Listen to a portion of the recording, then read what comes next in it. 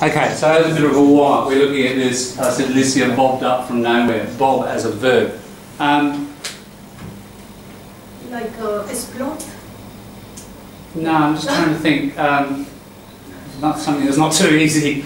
Oh, the ducks were bobbing on the torrents. I was feeding them, throwing in bread, and the ducks were bobbing on the water. Okay. Floating, going up and down like that. Oh. And it's vertical.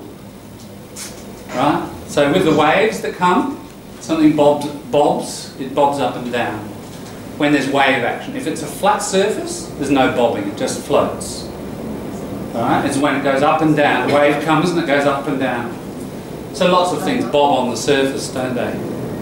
Somebody in a life jacket, you know, in the heavy seas, they bob up and down until the helicopter rescues them.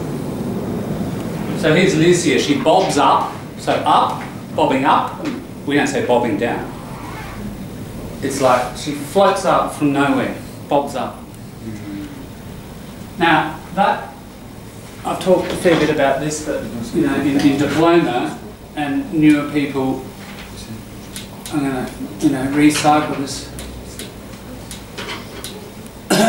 That's a material verb, isn't it? Material, physical. So you've got three main kinds of verb. You've got material, like bob, pop, mental, like think, consider, doubt, those verbs. So, mental,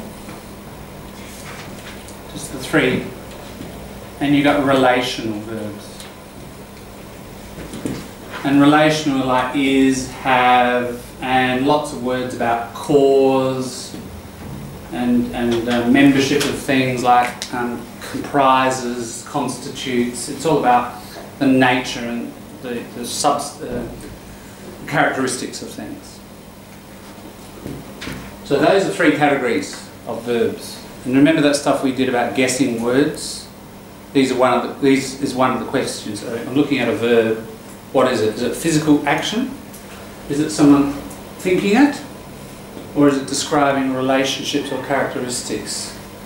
Those things will help you narrow down the idea of language and guess it.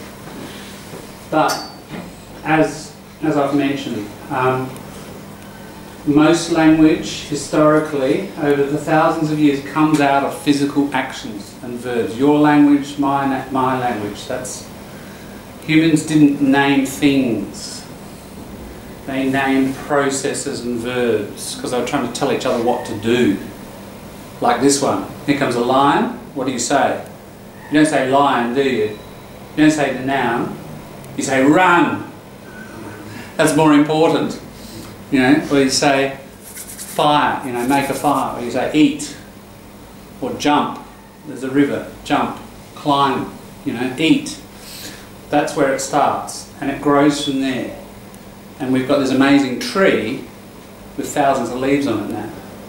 It comes out of the verb. So, you as learners, when you see a new word, try, if you can, to get back to the verb. Nouns and adjectives and adverbs, ultimately, most of them come from a verb. So go digging, find the verb. When you do find the verb, look what happens. When we find the verb and think about it, now you've got this image in your head of a process. You won't lose that, will you? You'll remember that. So, yeah, that's just one of my key philosophies about language and about how to learn it, I think, you know.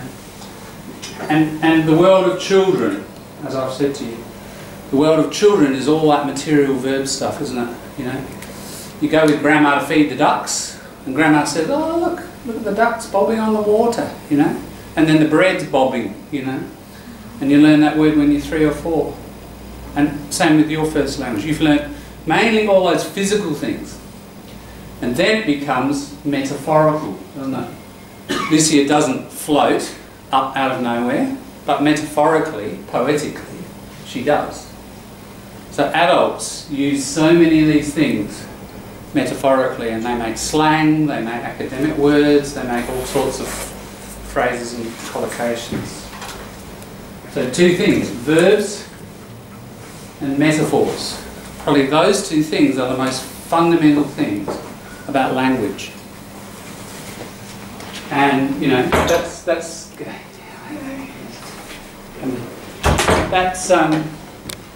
what you're dealing with here, whether it's English or you know, Mandarin or anything you're learning, it's the same.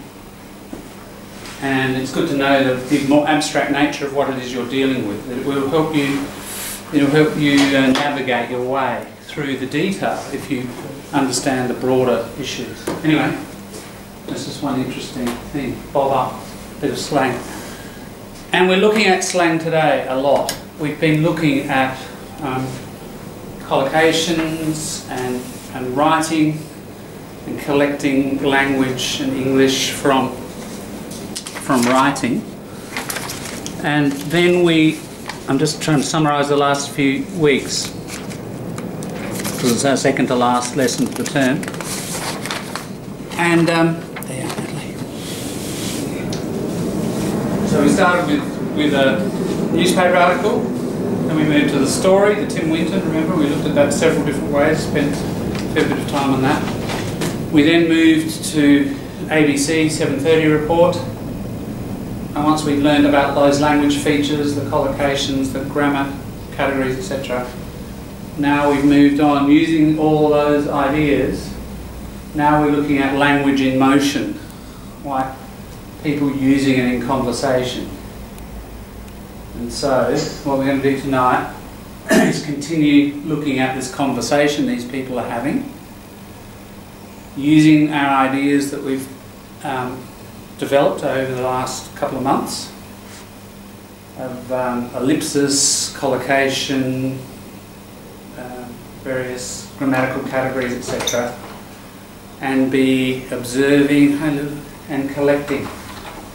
Yeah? So that's our plan. So what I'm trying to do, because you know, when I read your survey, the survey at the beginning of the term about what you wanted, it was typical. We get a very broad range of people wanting academic writing, professional writing, through to slang, you know, and trying to cover all of that. I think the key is to be learning in class. I'll draw what I drew on the first week. You know, there's the iceberg, there's the class, and in the class it's all about the strategies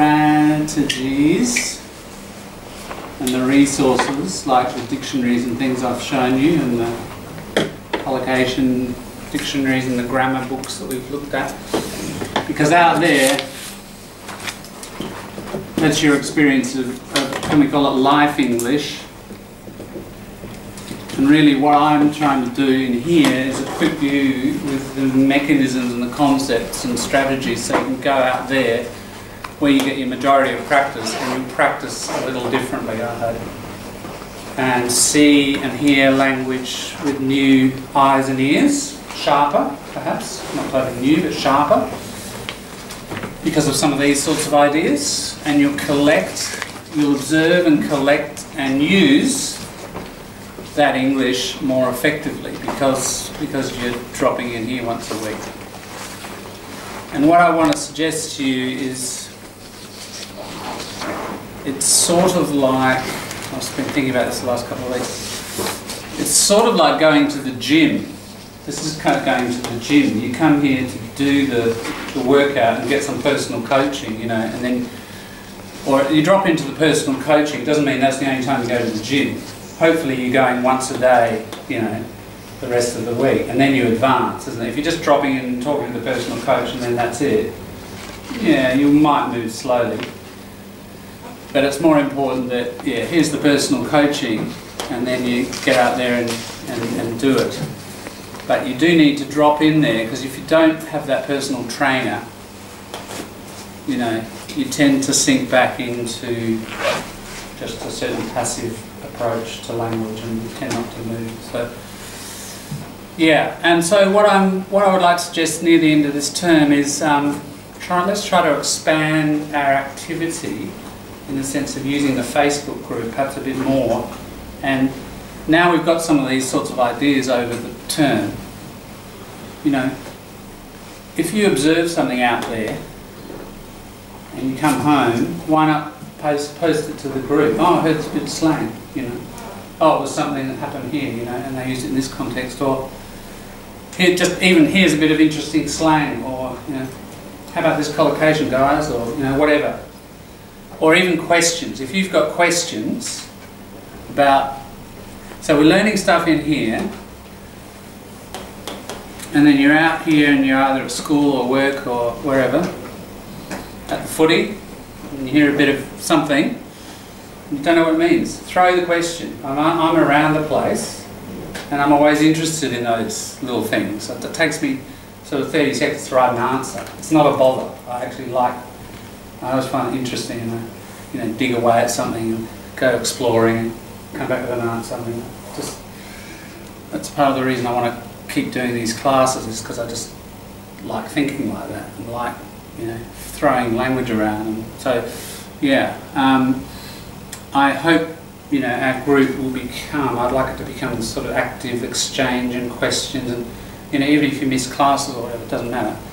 Throw in your idea, question, whatever, to the group. That's what the Facebook group's for. Okay? And if you want to ask the question and you don't sort of want to ask it to the group, you can just message me as well, and I can answer that way. I don't mind, however. The other thing, as I said, is the Facebook group. Let's just get it up.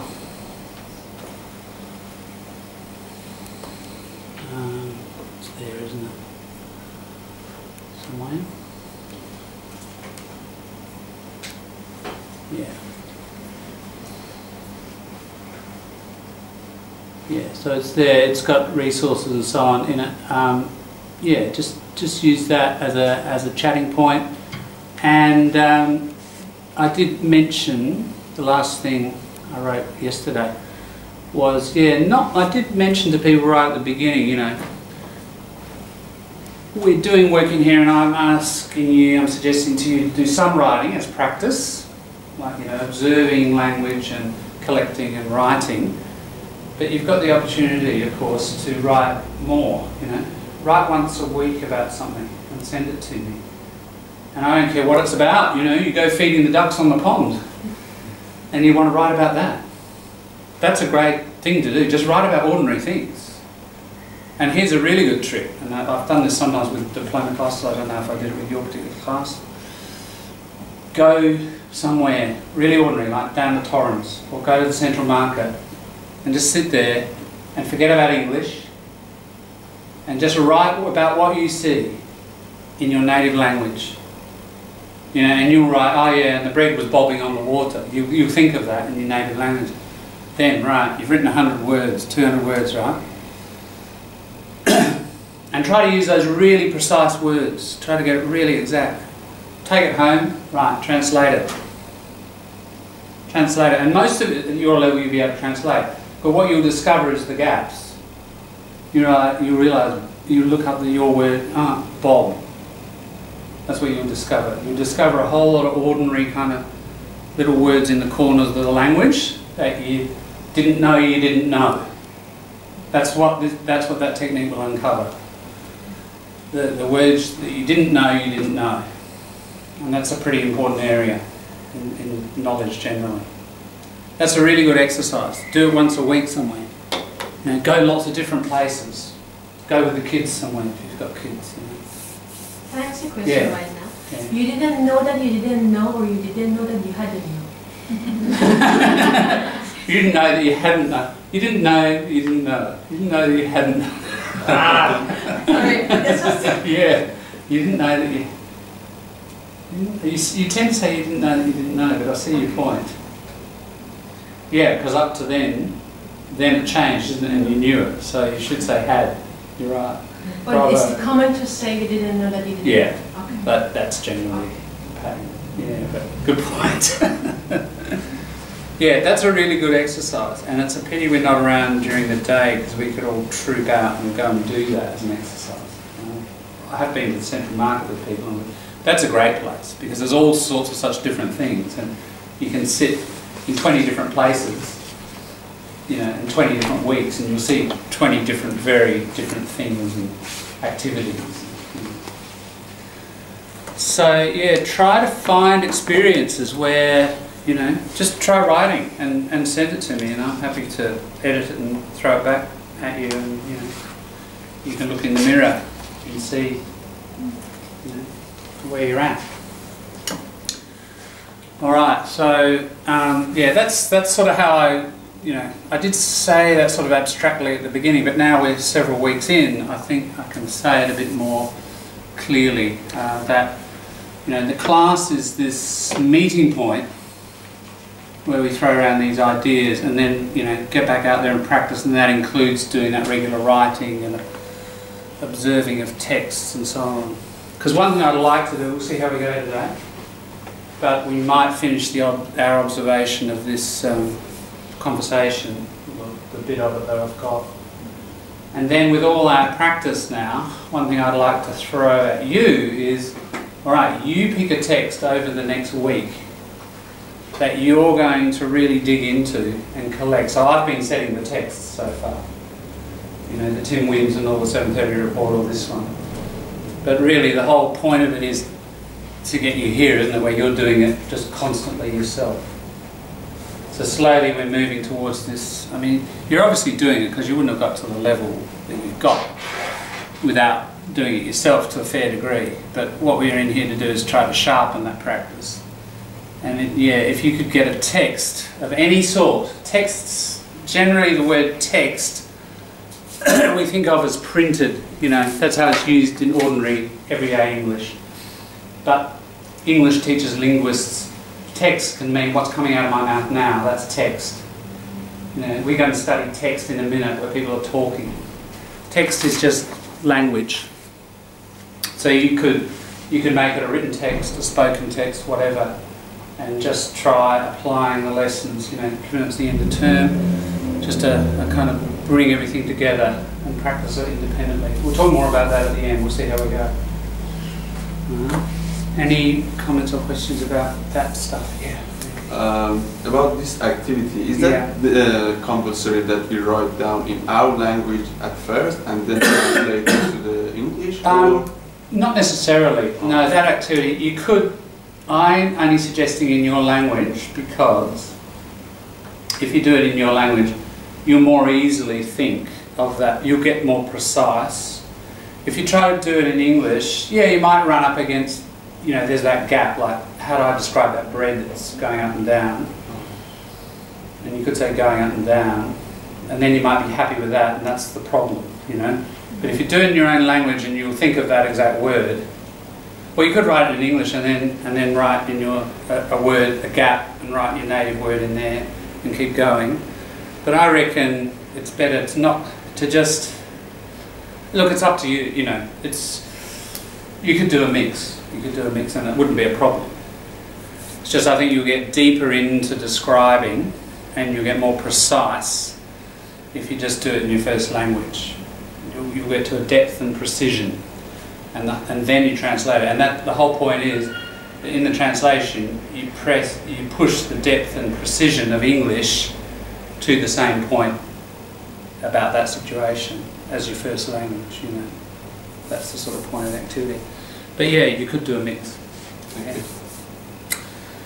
All right. So if you do it, yeah, I'd be very interested to see it. Really, very interested.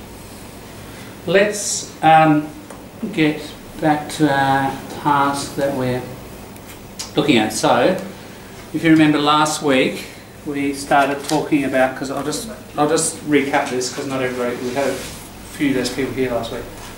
We're looking at that classic Australian play, The Summer of the 17th Doll. That is the name of it, and it's Ray Lawler, and I'll pass it around because it's worth, if you find, you know, this little bit that we do, this 5 minutes, if you find it worthwhile, it's throwing up all sorts of slang that you think, oh, you know, yeah, I need this. We're probably only looking at about, you know, 3 or 4% of the play. And it would be a good one to get and work your way through. We won't do it, you know, as a group, it'll take too long.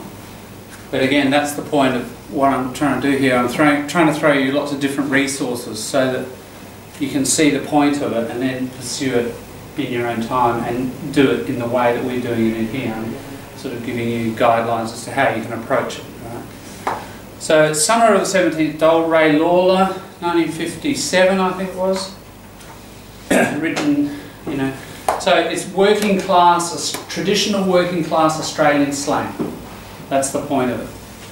And so, yeah, and that looks like it's been printed in 1957, first edition. There he is. As I said last week, if you're dealing with service industry, with the public, you know, you're going to come across the average Aussie, Anglo-Aussie, quite a bit. Working class people, middle class people, probably some upper class people, they're a minority.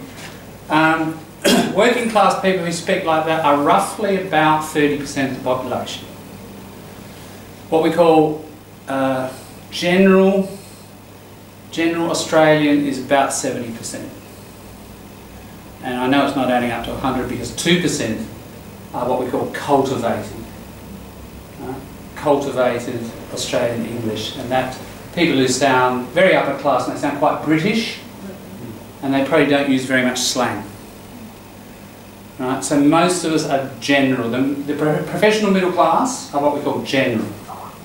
But 30%, so roughly 1 in 3, are working class, at least in their accent. I'm describing a pattern of an accent. But that would tend to go with the use of slang as well. Right? Now, as I said last week, some slang belongs to all classes.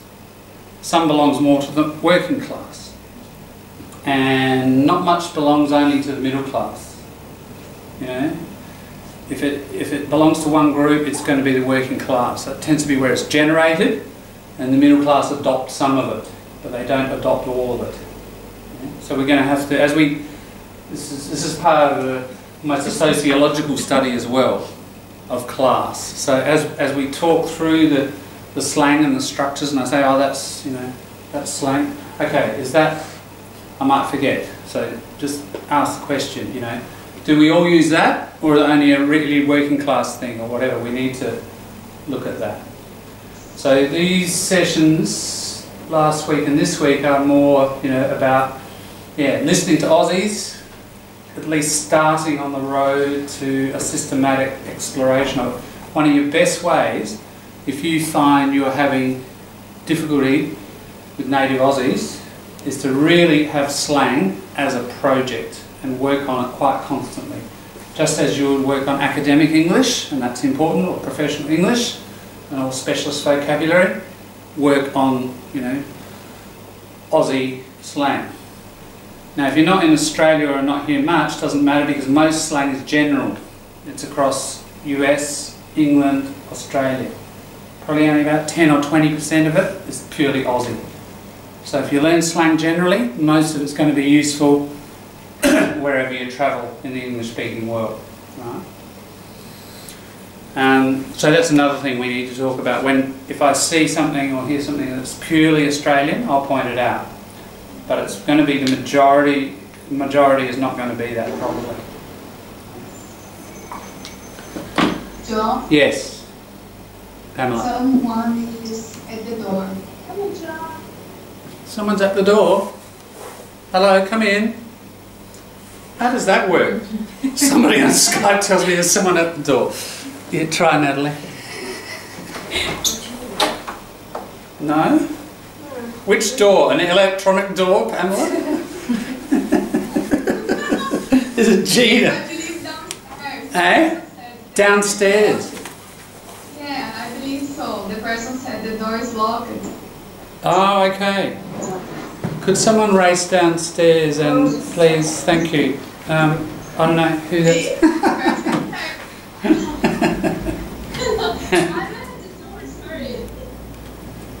Hey? Hang on, I'm just going to check my Facebook message. Somebody said the door's locked? No, that's Yvonne. And I haven't got a message. She's not here, online. Hey? She's here, online. Can you see? Ah! Lucien, is it? No, it's Atafe. Hello. Yes. Hey Atafe. Sorry, I couldn't see you there. The door is locked. The door is locked. There's someone coming down. There's someone coming. Thank you. Thanks, Pamela. I don't know how all that worked. I'm totally confused.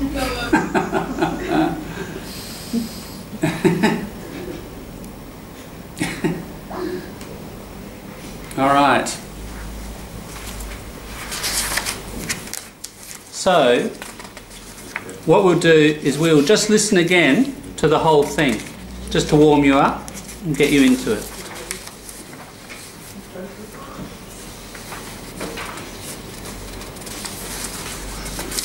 And that's Atafe when she arrives.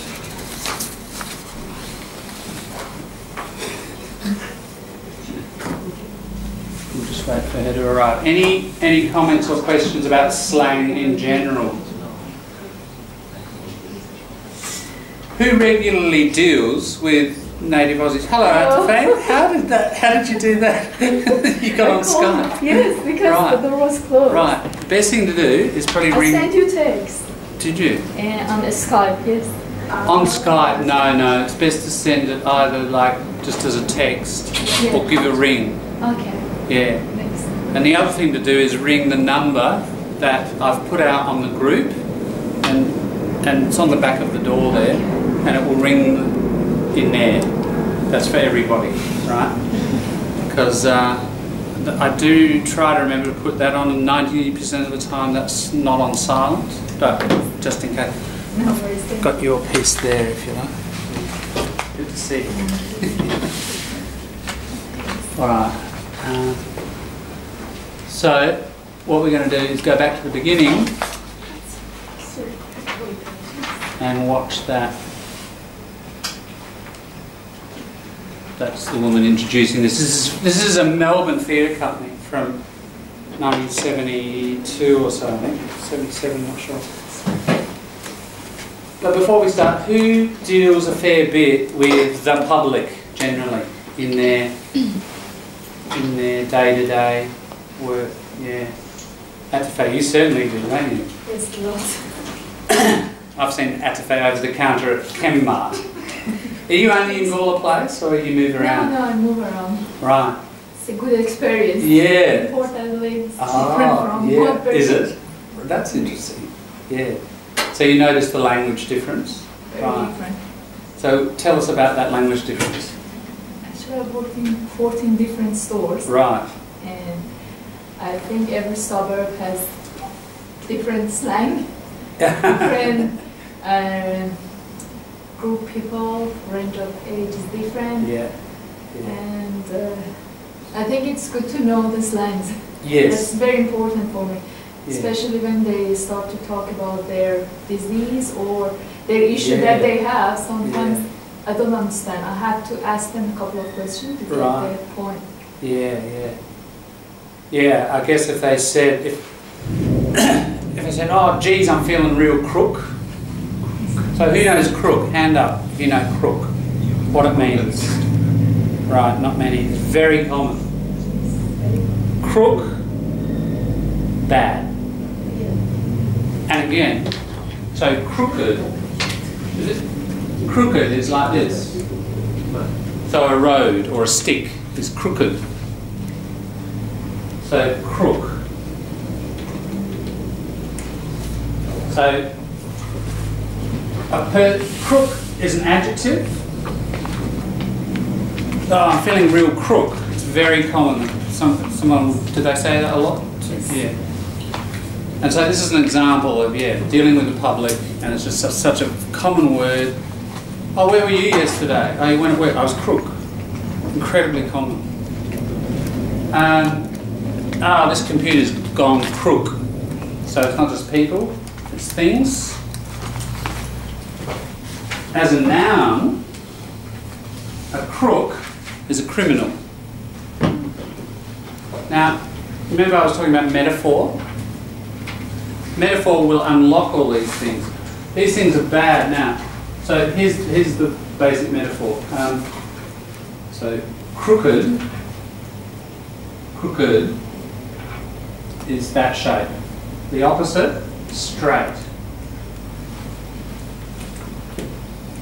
Now, metaphorically, if someone's straight, they follow all the rules. They're very good.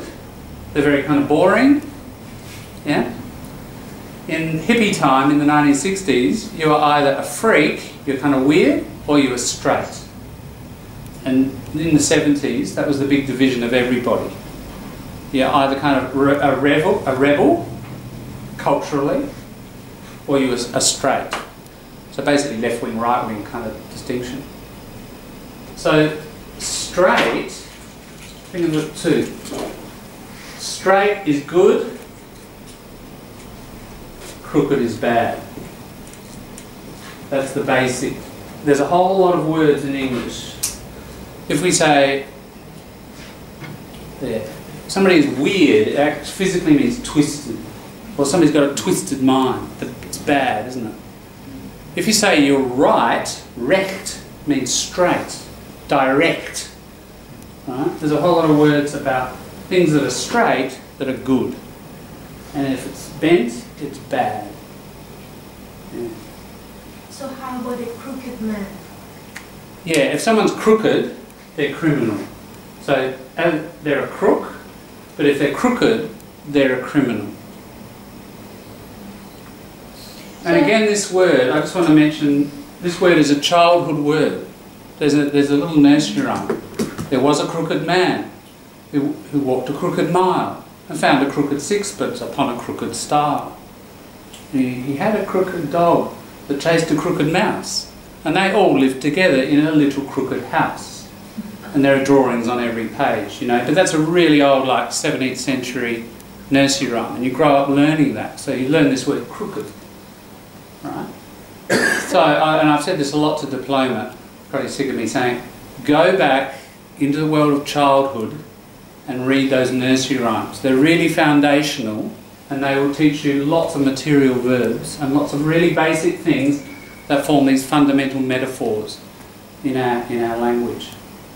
Yeah. So, and they form not only formal words like direct, but crook, like this slang. Slang is just, you know, another part of language. It obeys the same rules. Yeah. Crook and guilty are the same. No. If someone's crooked, they're criminal, but they're not necessarily being found guilty in court. Guilty is more like either the feeling that you have in terms of emotion, or legally, you know, you're formally, the judge has said, or the jury said guilty. Yeah. So you could be very crooked and have never been found guilty in court. And you may not feel guilty. So John, Yeah. when they say crooked teeth, Crooked, it's got two syllables. crooked teeth. Yes. So it's when they are not. Exactly, they're not straight. You got crooked, exactly, that's a collocation. Crooked teeth. Or a crooked smile. Means you smile and all your teeth are all over the place. But now that's an interesting point, notice. And I was not conscious of it, but now we pointed out. Crooked. Remember that rule we learnt about 3 weeks ago? That when you add ed, it doesn't make an extra syllable, does it?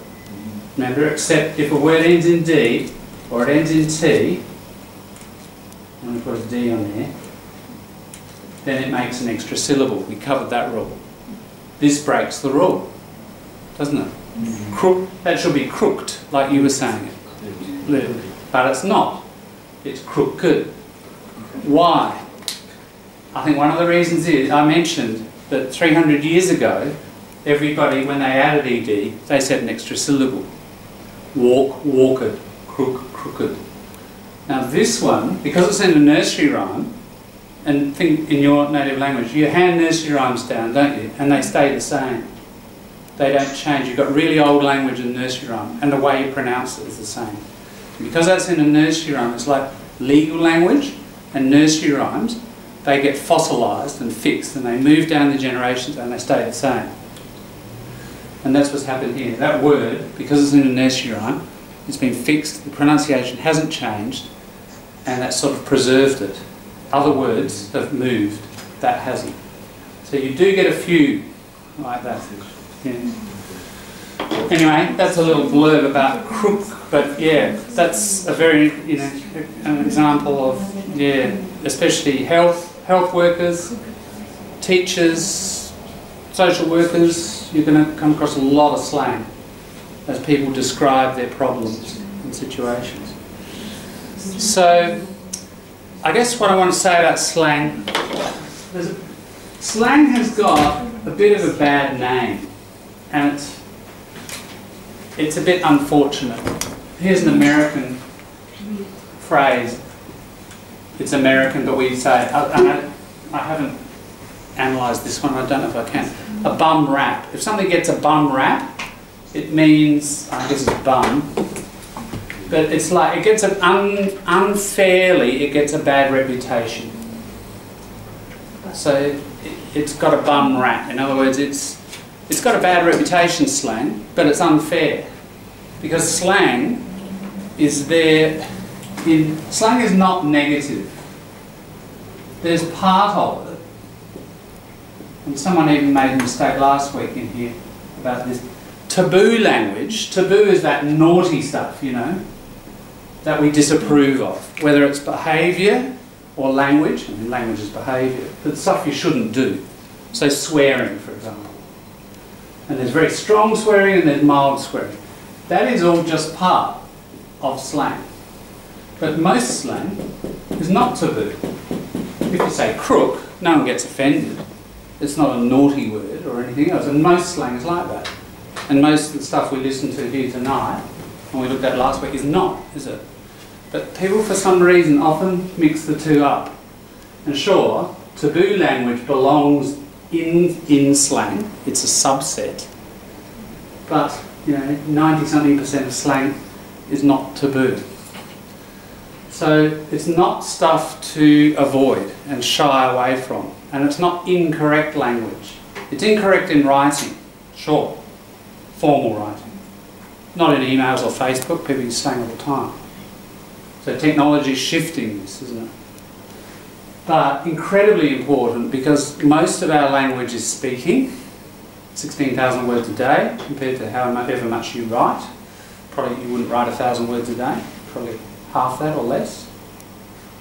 Alright, so most of our interaction with English is speaking, and slang is a big part of everyday speech. It really is. Unless you're in the most formal situations, and even then you'll hear some slang sometimes. And there's a tendency to just sort of leave it to the side as you go and look at formal language, and I need this language for, you know, my study and my profession, and you learn all that formal stuff. Yes, don't stop doing that. But don't leave this behind. Because I'd say the majority of people I have taught have sort of left this behind and haven't kept it, you know, as healthy as the other parts of the language. And then you get out there and you deal with the public and it's like, oh, what's going on? I don't understand.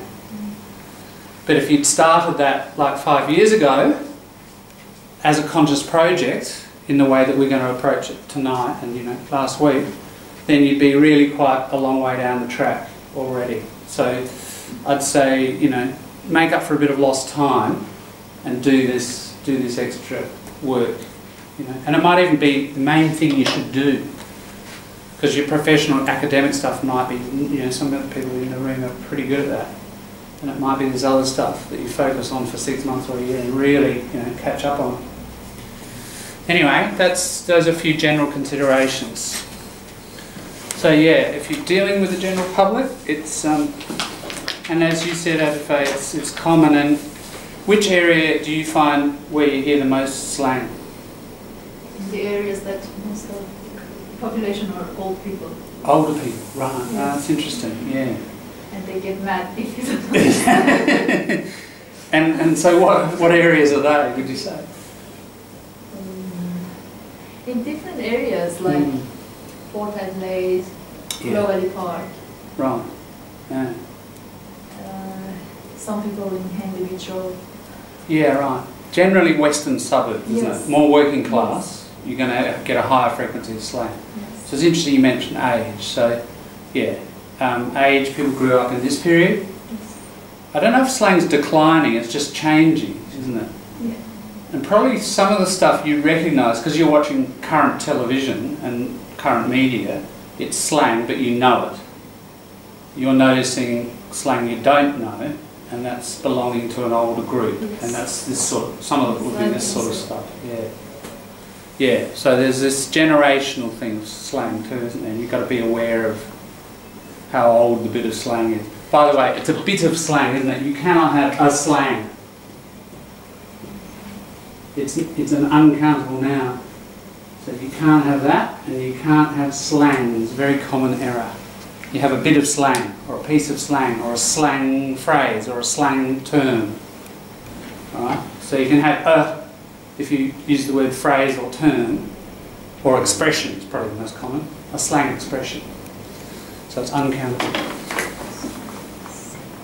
Alright, so I hope I've impressed upon you its importance, and let's observe it in action using, we'll just run through it again, we've heard it once.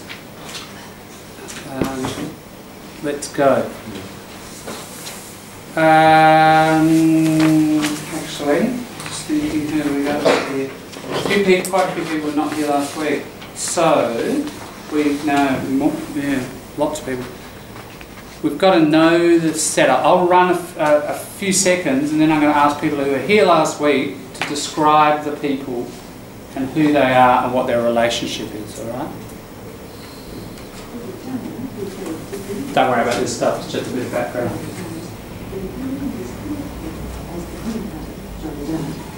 The year is 1953, and the setting is again the Leach House in Carlton. The Depression and the Second World War, events which overshadowed the first two plays, are fast-fading memories.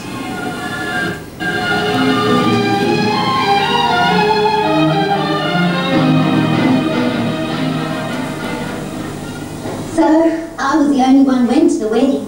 August it was. The boys were away. Though, of course, when I went right up and told them, they sent out money for a present. But I had to buy it and take it along. Olive wouldn't have anything to do with it. Wouldn't even help me pick anything out. The boys didn't mind her getting married then? Oh, I don't know. So who's that? People who were here last week. Baba. So it's a word like baby. It's not bu, it's ba. Generally when you say a U, it's an a. It's hard a sound. So Latin Americans, it's not u, which would normally be buba. No, baba. Baba. Yeah. Alright, so that's Baba. I suppose they did. Especially Barney. I mean, it must have been a bit of a shock to him. But like I said, they wouldn't do anything to stand in the way. And who's that? Pearl. Alright, and they mentioned Barney, didn't they?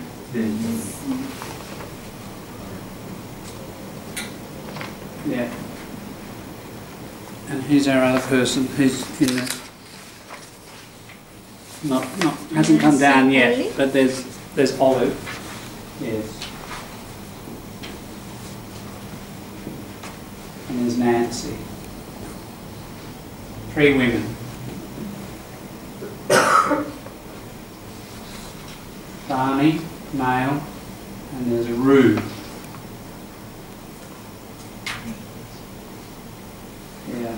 Actually, maybe someone at this point will perhaps just describe what's going on. Who told me? Tell us what you can remember about and know about the relationships of who's connected to who and what's the story. Yes. Nancy, Olive, those 2 women are old friends, and they matched up with Rue and Barney. So Olive with Rue and Nancy with Barney. That's right. Yeah, used to be. Used to be. That's but right. Now Nancy broke up with Barney, and it's going to get married with someone called something. And now Olive tried to match up Pearl with Barney. That's right. Yes, and Baba is a next door neighbor, little girl. That's right. She's the neighbour.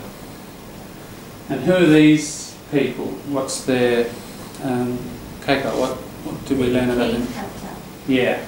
So they cut cane, so sugar cane, and they're cutters. pretty hard job. They're up in Queensland most of the time. And they come down, this is Melbourne, so they come down once a year in the summertime because there's no work up there. They come down, visit the girls. It's called Summer of the 17th Doll, right? Every summer they bring a doll for the women. I think it's Rue who does it. And it's the 17th year. Right, so there's this long distance relationship basically. Some of you might be familiar with this, you know, long distance. Well, I'm sure you're all in some form or another. So Olive is a girl? Yes, Olive's a girl. Now there's Oliver, E-R, that's a boy's name. But Olive, like the olive tree, is a girl's name. Pearl, yeah, Nancy, pretty familiar with that. Barney, this is an unusual name. Rue. Yeah, you'd think it's come from, there's some mention, I think, not in the bit we were looking at, that, oh, did his name come from kangaroo? But no, it comes from Reuben. Reuben. But that doesn't spell with double O. No. It's spelled like that, I think, isn't it? Yes. Yeah. Have I got my E and U around the right one? Depends which version. It does. There are a million versions of every name now. Yeah. Now, can you say that again, Lulu? It doesn't spell. What did you say? It doesn't spell with double O. Right. It isn't. So it isn't. It isn't spelt with whatever. Or it isn't spelt that way. That's what you need to say. A very practical thing about spelling. Oh, that it isn't spelt that way. It is spelt this way. Not it doesn't. You can say you don't spell it that way, but that's probably the most common. Yeah, that's right. Reuben isn't spelt with a double O. Correct. So it's a nickname, isn't it? It's a nickname, like a friendly name. Nick. Name. Don't know why Nick. Don't know the history of that. But yeah, so that's his nickname. Yeah, so that's the setup. And, 17 years this has been going on, and Nancy got sick of it and went off and got married. They're waiting. Rue and Barney are going to arrive this evening. They're all getting dressed and ready. Pearl's come into the scene. She's new. She's come in from outside. Yeah. And Olive's talked to her about Barney. She's perhaps interested, maybe not. She's not committing herself. So that's sort of the scenario, the situation. So, given that, I'm going to take it back a little bit and we'll start again.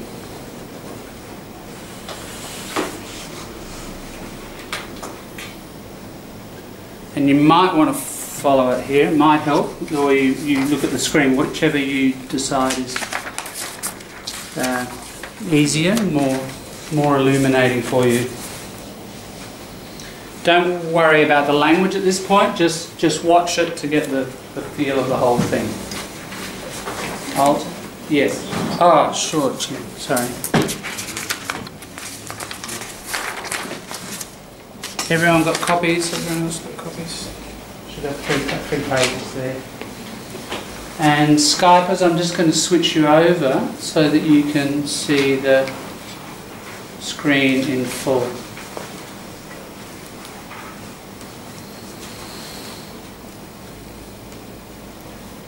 Can you see that, Skypers? I'll take that as a yes. All right. David Downer, who played Dickie in Kid State and Joseph in Other Times, will appear in this third play as the cane cutter, Johnny Dart. The year is 1953, and the setting is again the Leach House in Carlton. The Depression and the Second World War, events which overshadowed the first two plays, are fast-fading memories.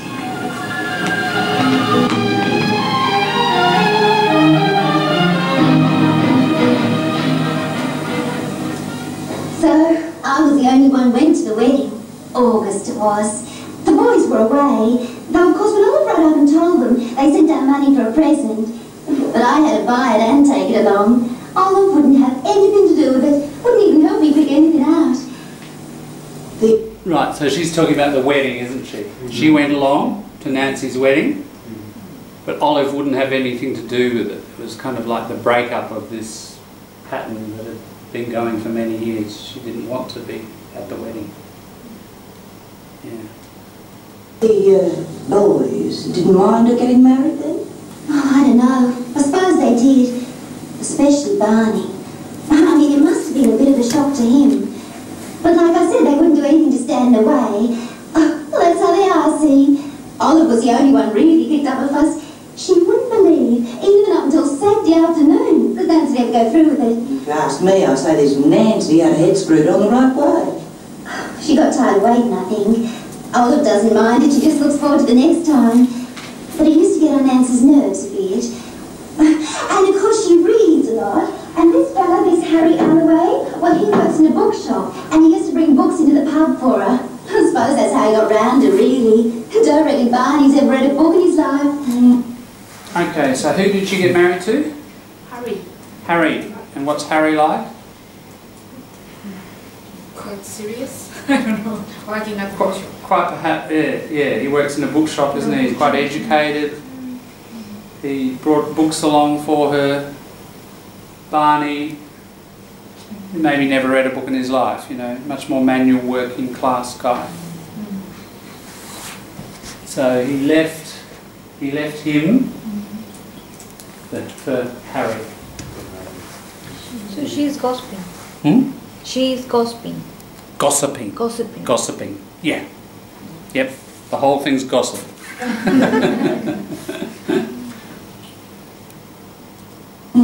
Well, I'm fond of a good book myself. Now and then. Well, you won't be needing any until after April. Even Nancy used to read in the winter time. Yes. They're here in the middle of the Grange Garden. Haven't seen him. Oh, God, I'll be the old girl. I know I'm going to see you. No, it's all right. Here they are. I couldn't see him for looking. Olive always gets nervous. We used to have to joke her out of it, Nancy and me.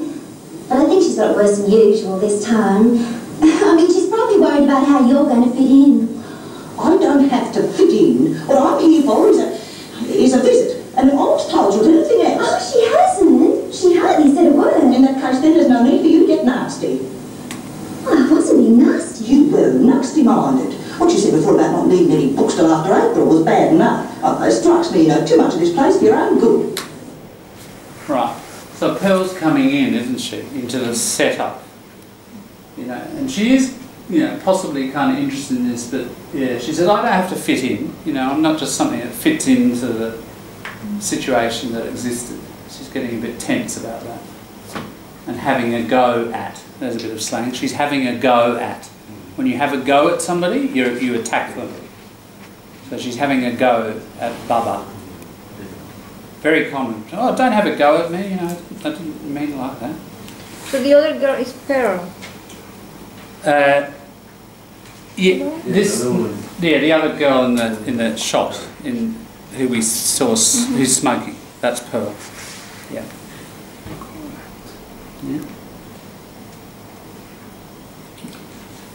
And as she says in the next line, I've lived next door all my life. So she's a neighbour, and she's just very close. Now remember, 1953, neighbours actually knew each other back then. You know, these days, maybe, do you know your neighbour? To this level? You might know them a bit, but maybe not to this level, you know. She knows all about their love life, you know. Back then, you know, suburbs and streets were more, I think, connected communities. I've lived next door all my life. Why should I know? I am not going to argue. You just shouldn't, that's all. But you said I was being nasty. What made you say that? But Olive's never told you that there was anything nasty about the layoff season. That is none of your business. Hang on to your hats and mittens, kids. Here I come again. Well, what do you think this time? Snazzy enough? Oh, well, you might knock your eye out, but it's nice and cool. And it's the sort of thing that Rue likes, you know, fresh and green. Lovely. Pearl, it suits you. Well, it'll have to do anyway. Haven't got time to change again. Now, what else is there? Oh, I know, get the beer in. Oh, will you love in the fridge? God, she's a good kid, that. Strikes me she knows more than a prayer, it's just the same. No, but don't be silly, she's only a baby. Not too much of a baby. If Vera ever spoke to me like that, I'd put her straight back across my knee, and I don't think it's nice the way this one acts. Well, just as if she owns the place. Oh, well, what do you expect? She's been running in and out of here ever since she was old enough to walk. Well, Gru and Barney, she treats as if they were uncles. Oh, God, you're a wag. Talk about cautious Kate.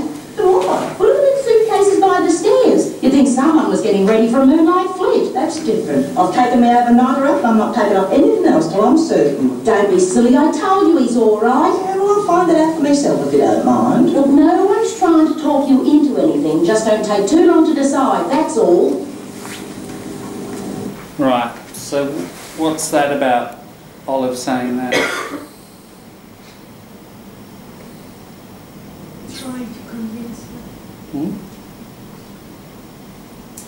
Yeah, she's saying, I'm not trying to talk you into, I'm not trying to force you into, if you talk somebody into something, it's like forcing them in, isn't it, through speech. But she says, don't take too long to decide. You know, you're either like him or not, you know. If you don't, off you go. Don't stretch it out, I suppose. Yeah. So her suitcases are sort of, what's the point about the suitcases? Because suitcase is not unpacked, just left there, just in case she can run out. That's exactly, yeah. If she doesn't like the guy, she can, bit of slang, she can split. That was an American, it's older, newer slang than this. If someone says, let's split, material verb, isn't it, to split something? If we say, let's split, it means let's go, fast. Let's get out of here. Here come the cops, let's split. Go real fast. Sort of 1960s hippie slang, that one. So it's a bit later. But yeah, so she's got the bags packed so she can split if she doesn't, you know, if it's uncomfortable. Well, where's that photo you said you was going to show me? Oh, yeah. You can see much better in this one. Those others he was always clowning about. It's the four of us taken at Luna Park the year before last. Nance is on the end there. Can you see what I mean? What? Well, you look a bit like you two. What do you mean? Well, something in the way you look. I noticed it the first time I met you. I can't see it myself. She looks to me like she was drunk. She was drunk. Right after that was taken, she got sick on the ocean wave. Yes. I can imagine she'd be the sort who gets sick on an ocean wave. But she wasn't like that, really. Nance was... She was a real good sport. Well, Barney was pretty fond of her. You can see that by the way he's holding her. It's a bit intimate, isn't it? Listen, lover, you better make up your mind. These are a couple of game cutters fresh from the north, not two professors from the university. Well, I know one thing. He'll never lay hands on me like that in public. Won't he? Honest, you've never met a bloke like Barney. Only about so big, but I don't know, the women go mad on him. Well, I'll believe it when I see it. Didn't seem to stop her going off and getting married. She made a mistake. Well, who says? I say. Marriage is different and Nancy knew it, just because there was no hope of hooking on with Barney. Her own fault. I'll guarantee she made herself cheap. So long as a woman keeps her self-respect, any man will marry her. I wouldn't bank on a curl, not with Barney. No, I'm not anticipating anything, believe me. But from all you've told me, it's about time some decent woman took this fella in hand. Well, I don't reckon I've ever heard of anyone with more reasons to get married in all my life. Maybe I shouldn't have told you. Ah, don't worry. I would have found out. I'm a mother. Thing like that, you couldn't trick me. He'll probably tell you himself anyway. He doesn't make any secret of it. Dolly, these are cold. Here, let me help you. Oh, put her on the table. You get rings on the clock. Doesn't matter. A few bottles make a party look like a party, I think. Did you do your walking sticks? Yeah, I haven't put them up yet. Well, what are they for? Tell her, Bubba. Okay, and there's the walking stick that's associated with the dolls. See, it's like a candy, it's red and white. walking stick. Yeah. So that's part of the whole. Like the place is decorated with all the 16 dolls from the last 16 summers, you know, and they're expecting the 17th one to arrive. But.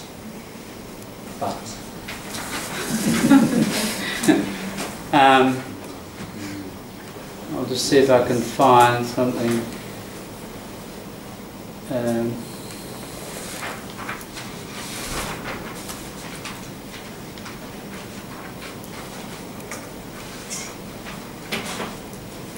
Yeah, so it's that sort of, you know, those sorts of dolls. They're called Kewpie dolls.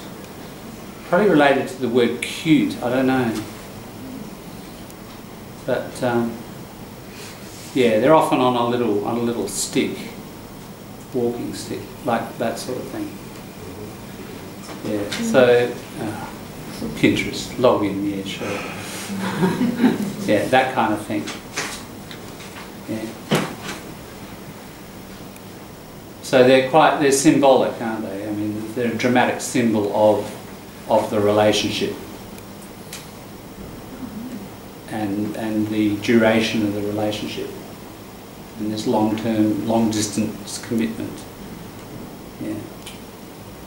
All right, so that's the piece, and if you were here last week, it probably refreshed you. If you are new, hopefully it's introduced you to some degree to it. We're going to now dig into it a bit more in terms of language. So we have already looked at the first couple of, almost 3 pages. So we've got page 1, and then page 2, and yeah, that's where we got to, wasn't it? The end of page. So, did we get on to page 3? Oh no, the number of the pages.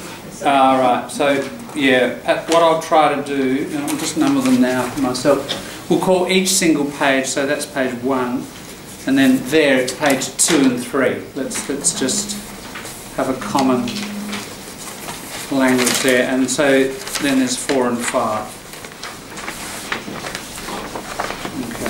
So we got to the end of page 2, and what we're looking at, we've been collecting things like, obviously, slang, some collocations. So collocations, groups of words, like packages of words that are very common. So frequent packages of words. Very important. We've been talking a lot about them. We've been looking at ellipsis, words missed out. Happens a lot in speech and in writing. Just any interesting grammar observations?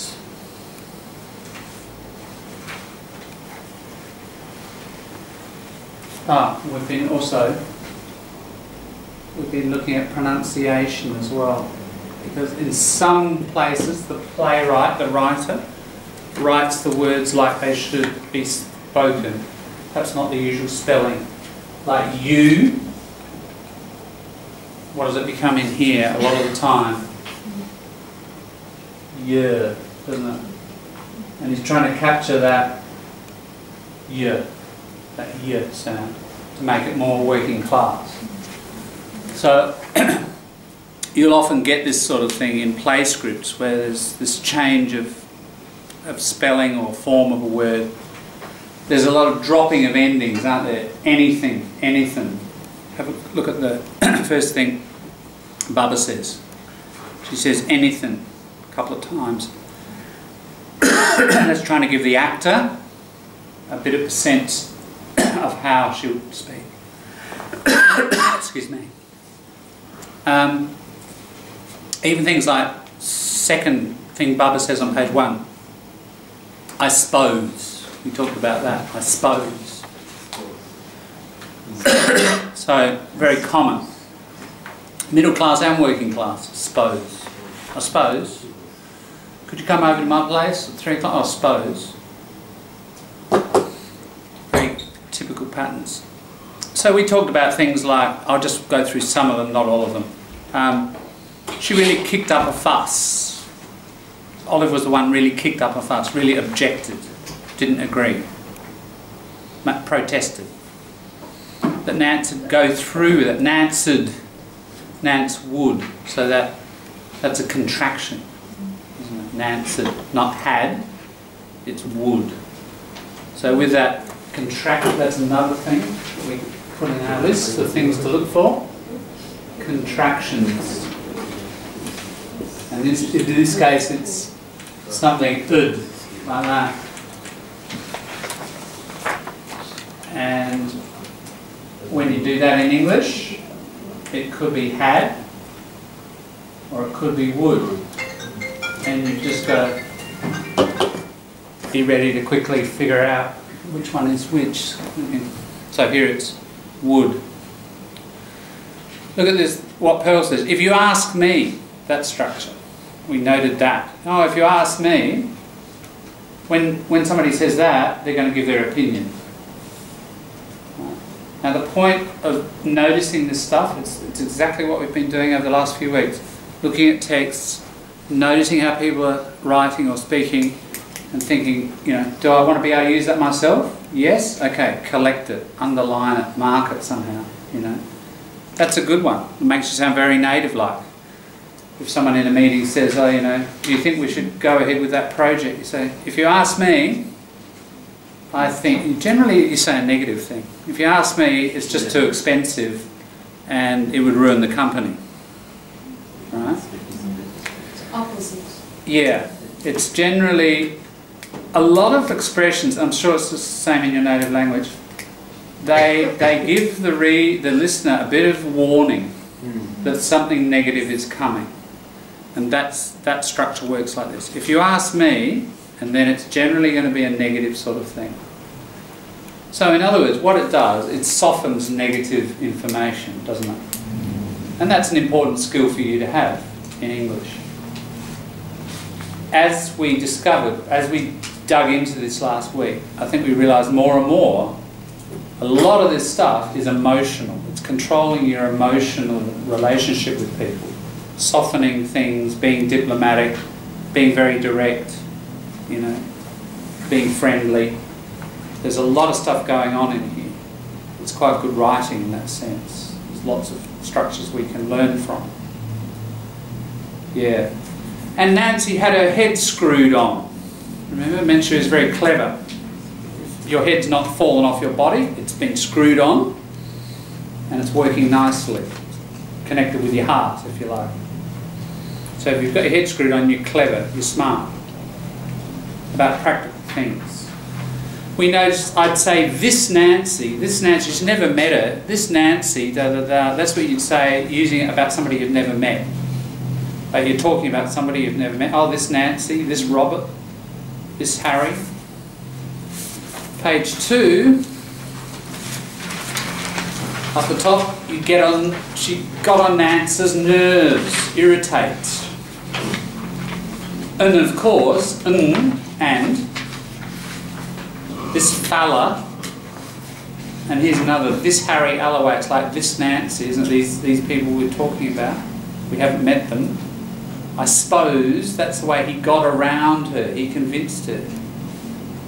I don't reckon, I don't think, I don't reckon. Incredibly common, I'm sure you've heard it. Yeah. Here's the question, do you use it? Do you use it like a native? Hands up who uses it. That's in your active vocab? Yeah. But very little. Good. A little bit? I do, I just a little. A little, yeah, sure. But it's still, unless you're just not putting it in your hand, it's less than half the room. But it's a very common thing.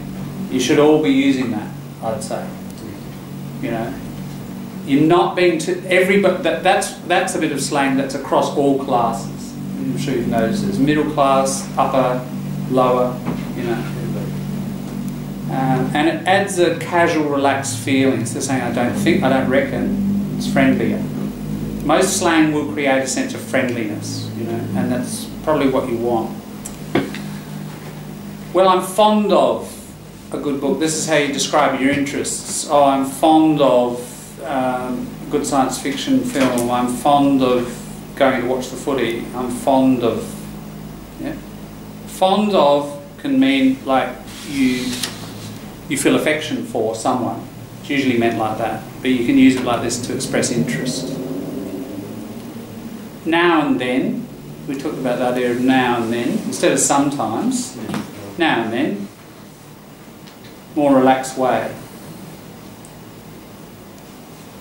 And you would use, no doubt, sometimes, but do you use now and then? If not, try it out, throw it around. That's the point of the exercise here.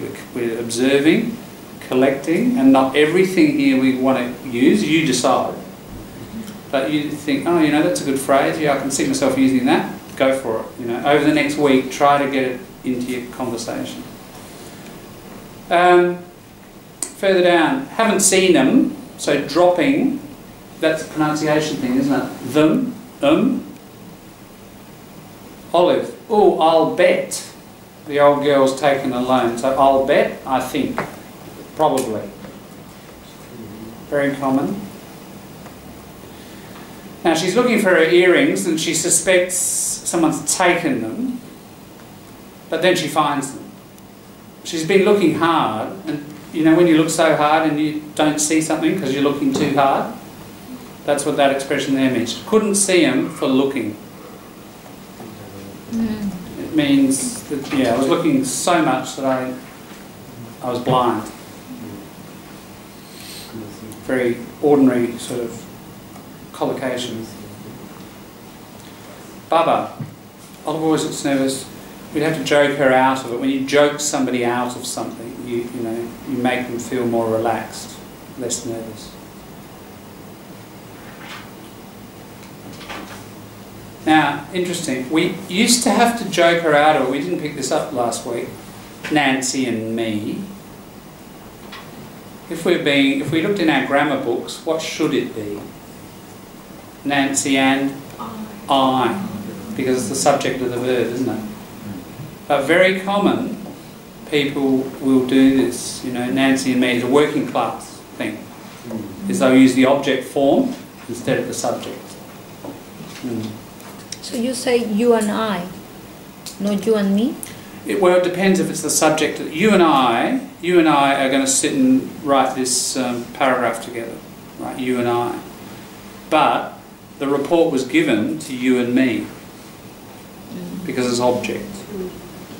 Now here, Nancy and me is the subject, isn't it? Because they're the ones who were joking her out of it. They were the ones doing the verb. But she says me. So the grammar. So English isn't grammatically the same across all classes. I'm sure, again, like your native language, there are grammatical differences. Some across the classes, not just slang differences, but some grammar as well. Yeah. There's an expression which is very close to now and then, I think, but I'm not sure. I think that's more than often. Something like that. More often than not. More often than not, yes. Is that the same as this? Yeah, that means like it's pretty often. Like it's more often than not often. Yeah. So there's a bit missed out there. These are in opposite. Every now and then, yeah, kind of. Every now and then is. Well, she just says now and then, doesn't she? You can say every now and then, like I've just said. Now and then is sort of kind of infrequent. More often than not is fairly often. Yeah, that's a good one to bring up, thanks. So it's like sometimes. Which one, more often than not? No. Now and then, that's right, sometimes. That's it. Yeah. But that one is mostly. That's right, yes. Exactly, mostly, most of the time, more often than not. Yeah. How do you say? How do you say you do something one day, but the next day no, and the next day yes, and the next day no? Yeah. How Well, you say now that? and then. But it's not another way to say, like. Yeah, formally, it's intermittent. Intermittent. So if you were describing it like scientifically. But you don't talk like that. Depends in what situation. If you're giving a lecture. I mean, yes. when you're talking with all right. a So you want a friend. slang form, yeah. But that's the formal term. Intermittent means like an intermittent signal, radio signal. It's not systematic or regular. It's random. So yeah, every now and then, sometimes on and off. On and off. Yeah, I go and play tennis on and off. Like that just means kind of sometimes, no pattern to it. Yeah. Yeah, I think on and off would capture That it. is when you go, for example, to classes that are just, for example, it's not every day, it's one day, it's a way they say, it's one day. All right, what resource? Lulu wants another word in English for this sort of thing. What resource are we going to use? Because I've tried this resource and I can't think of enough. I'm not happy with my. It's like you say one day yes, one day no. Yeah. How do you say? I have heard people saying that. I don't remember. Well, thesaurus.com, yeah. This is a good place for us all to. So I'm going to put in sometimes, and we'll see what we get. But sometimes it's like just sometimes. I mean, it is kind of a schedule. There's a nice one. Look, that is what I actually said. Every now and then. Every now and then actually captures. Just sometime like Tuesday, and then I miss a week, and then Friday, and then miss 3 weeks, and then Monday, and then that's just every now and then. Is that the sort of thing you mean? No? What? That's all right. But let's have a look. What are we getting? At times, every so often. That captures it. Every so day. Once in a while, yeah. But once in a From while time is to not. time. But you're talking There's about. the one I said. Now and again. Now and then. Off and on. That was the other one I said. Off and on or on and off? Off and on. But when Lights you say go on and off. This. This one you say off and on, and it probably to distinguish it from the other one. Yeah. On occasion, fairly formal. So, do you play tennis? Oh yeah, on occasion, quite formal. This is your 2%. You cultivate. So how you say every other day? That means every second day. So that's how Monday, you say- Wednesday, Friday, Sunday. That's every second day. Every second You can day. say it like every second day. Every other day. Periodically quite formal. Recurrently very formal, isn't it? This is quite a nice one. Once in a blue moon. Hardly ever. Yeah. But that's not sometimes. No. With these things, with thesaurus, what you get is, okay, you've got sometimes, but then within sometimes there's a range, isn't there, of like more often than not, quite frequent, through to hardly ever. So they all are captured under sometime. That's the nice thing about the thesaurus, you'll get that range. So orange is going to be more frequent and more close to the main meaning, the orange color. Those in orange. Dark orange. Yeah, they're why are they orange? I'm not sure why they're orange. They're probably very frequently used. It might be just the frequency. It might be the similarity. More close Relevance. to yes. So yeah, probably that's more closer. But they are as well. And the problem with thesaurus is you get those and you may not know what's what. Some of them you can guess, perhaps. Like that. I think if you saw that, you don't know, you can guess probably what it means. How often is the moon blue? I mean, there is a blue moon, isn't there? It's when you have 2 moons in a calendar month. I think that's what a blue moon is. Because most months are 30 days, aren't they? And you can get 2 full moons. Yeah, when that happens, the second one I think it is a blue moon. So not very often. But yeah, so that's the what you can do is you can click on these and then get a definition. So yeah, you click there and you'll get your definition. And then you can go back, you know. So you can sort of search them. Well, let's have a look at the definition of it, just so we get a bit of practice. It's a really important tool at your level, thesauruses. That's probably the thing, that's the main tool for expanding vocabulary. You know, and if you want sort of vocabulary of, you know, a well-educated native, thesaurus is what you need. And thesaurus.com is probably you. So, stopping or ceasing for a time, alternatively ceasing and beginning again. Yeah. And it's in intermittent pain. So again, describing illness. Somebody could formally describe it like that, but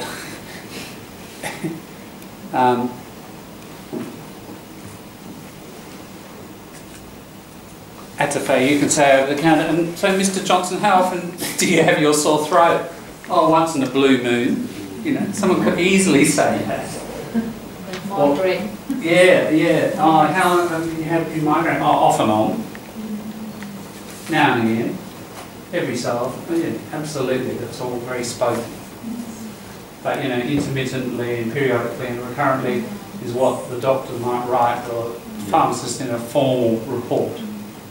So you'll hear the spoken stuff from the patient and then you write formally. So you've got to know the whole range, don't you, from formal to informal, and be able to translate it and be both familiar with both. So when, for example, the expert, you say, you know, you're having the conversation, and you say the experts recommend to wash your hair one day is not, that's what we're saying, no, one, how do you say? One, every second day, it means not every day, it means Monday yes, Tuesday no. That's how you say, that's the formal way to say every second day? Yes, that's just sort of both formal and informal. It's just fairly neutral. But it'd be fine in a report, it'd be fine in conversation. Yeah. Alright, so that's just a little sidetrack into the use of a thesaurus. The thing that would, if you want help with all of those alternatives, as I say, you can click on them. But the other thing is, remember the Longman activator. Longman, the publisher, the activator is a thesaurus that will give you a lot of explanation about all of those and give you sentence examples and all of that sort of thing. And I would say that, you know, as a must-buy, you should have it. You know, it'd still be at your level. It'd still be useful for another year or two or more, and then you'd move on to this. I'm not saying don't use this. Use it, but the Longman will give you more support. It will explain all of those terms and how they're all a little bit different and give you sentence examples. It's a very nice guided vocabulary developer. And it's called an activator because it's about getting you to confidently use those words because you get the guidance to use them. So go and get that online at a bookshop or something. Anyway, so that and the thesaurus are really key. Alright, back to here, and we're looking at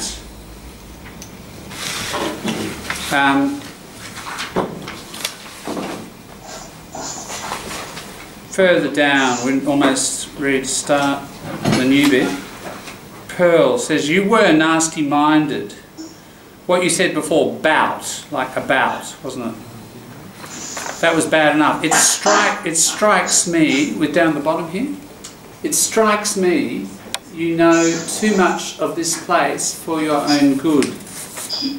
Now, it strikes me is like, it's my impression. It means it's my impression. So, it's a metaphor. The situation has struck her, it's like strikes you in the face. it's like obvious.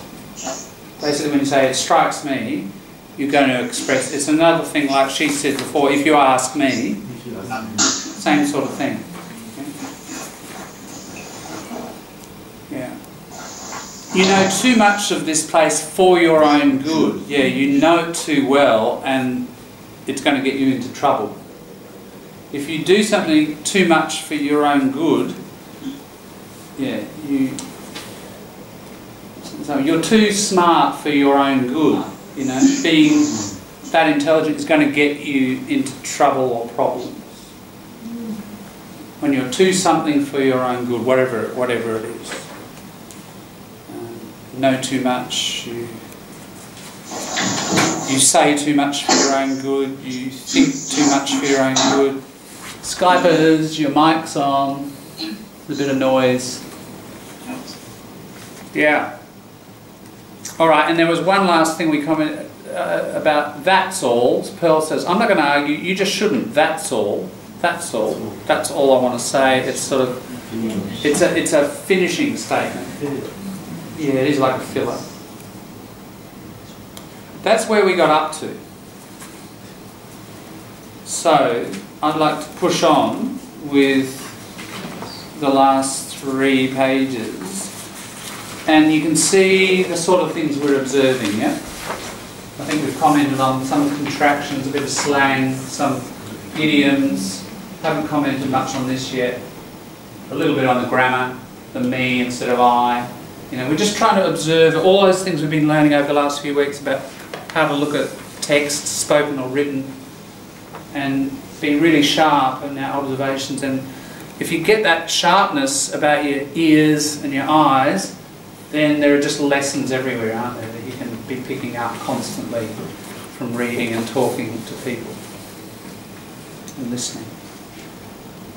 Well, actually it's we're about halfway. Why don't we stop at this? That's probably a good point to stop. Let's have a break and we'll get really solidly into, I'd like to finish those 3 pages after the break. Alright? So, Skypers, let's, I'll switch you back. And we'll see you in a bit under 10 minutes. Alright? Catch you soon.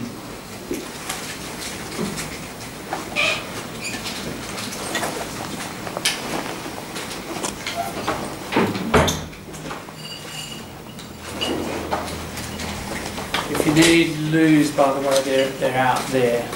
The ladies further down, and the guys just right.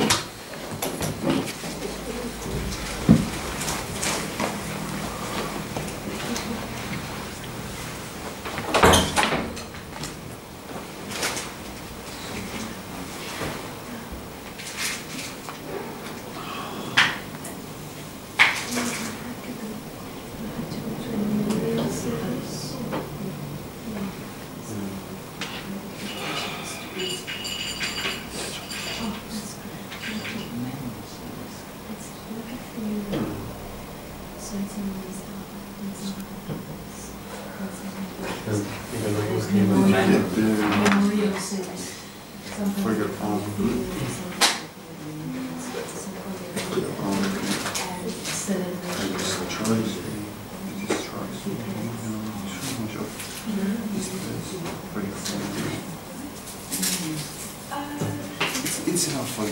It's a bit of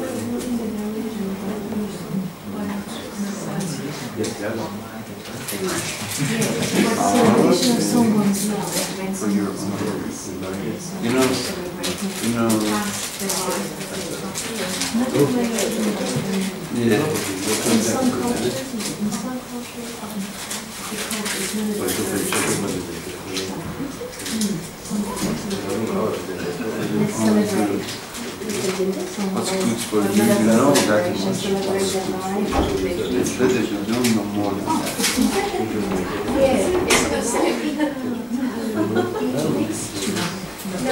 How are you, Natalie? Busy with the end of term? Have you got mid-year exams? No, but I have a Do you?